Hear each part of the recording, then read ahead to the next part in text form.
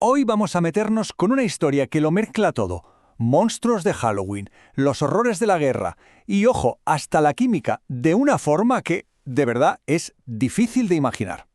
Todo lo que vamos a contar hoy parte de una entrada del blog Un Polizón de la Vina.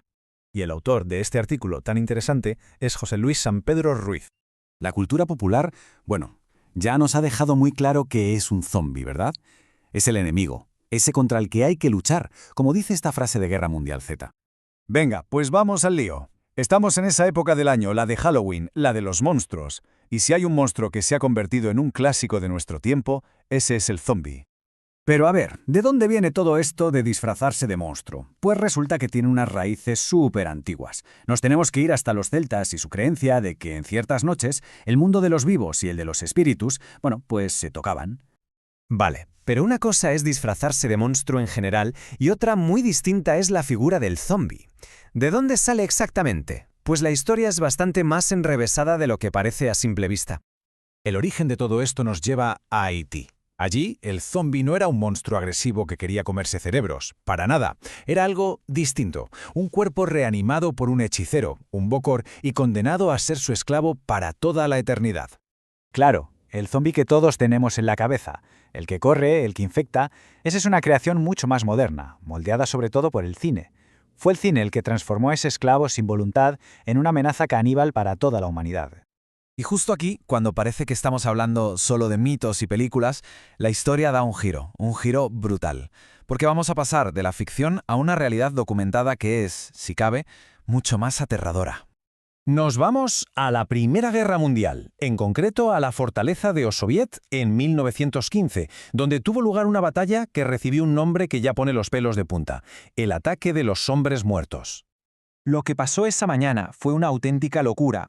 Todo sucedió muy rápido y acabó con una de las contraofensivas más increíbles y espeluznantes de toda la historia militar. Imaginen la escena. El ataque no empezó con el estruendo de la artillería ni con el silbido de las balas, no. Empezó con algo silencioso, un horror que se arrastraba con el viento. El efecto de ese gas fue demoledor. Les quemaba por dentro. Literalmente les disolvía los pulmones. Se ahogaban tosiendo su propia sangre, trozos de sus órganos. Una muerte horrible, agónica. Los soldados alemanes, protegidos con sus máscaras de gas, avanzaron pensando que no encontrarían a nadie vivo. Pero se equivocaban. De repente, se encontraron de frente con una carga de unos 50 soldados rusos, hombres que estaban literalmente muriéndose, desfigurados, sangrando, pero que se habían levantado para un último contraataque. Y aquí está la clave de todo. La imagen era tan dantesca, tan terrorífica, que los alemanes entraron en pánico. Creyeron que estaban viendo a los muertos levantarse de sus tumbas para atacarles, y salieron huyendo despavoridos. Algunos incluso cayeron en sus propias trampas de alambre. Ahora, la pregunta es, ¿cómo es posible? ¿Cómo un arma química puede provocar algo así?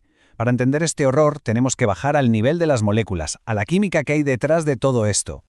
El secreto del gas mostaza, de su terrible eficacia, reside en un fenómeno químico llamado asistencia anquimérica. Es un nombre un poco técnico, pero la idea es sencilla. Es como si la propia molécula tuviera un turbo incorporado que acelera su propia capacidad de destrucción. Vamos a simplificarlo mucho. La molécula de gas mostaza tiene un átomo de azufre que, le da el play a una reacción en cadena. Esto crea una estructura súper inestable. Y cuando esa molécula tan reactiva entra en contacto con el agua del cuerpo, la humedad de los pulmones, los ojos, la piel, ¡boom!, se transforma y produce ácido clorhídrico. Y ahí está la explicación de esas heridas tan terribles. No es que el gas quemara, es que generaba ácido clorhídrico directamente sobre la piel y dentro de los pulmones de los soldados. Los estaba disolviendo, literalmente, de dentro hacia afuera. Pero esperen, porque la historia de estas moléculas tan terribles tiene un giro final, uno que nos dice mucho sobre la naturaleza de la ciencia. Resulta que unos compuestos muy parecidos al gas mostaza, de la misma familia química, las mostazas nitrogenadas, se descubrió que tenían otro efecto.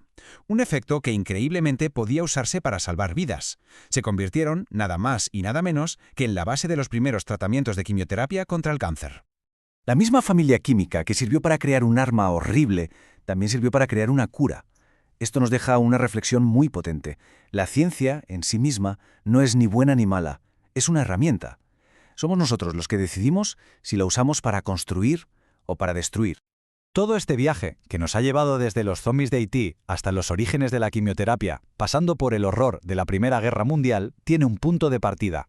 Así que, si esta historia ha resultado interesante, de verdad, es muy recomendable leer el artículo original completo en el blog Un Polizón de la Vida. La entrada se llama Una historia de zombies. Y ya que están, echen un vistazo al resto del contenido de José Luis San Pedro Ruiz, y si les gusta, consideren suscribirse o apoyar su trabajo.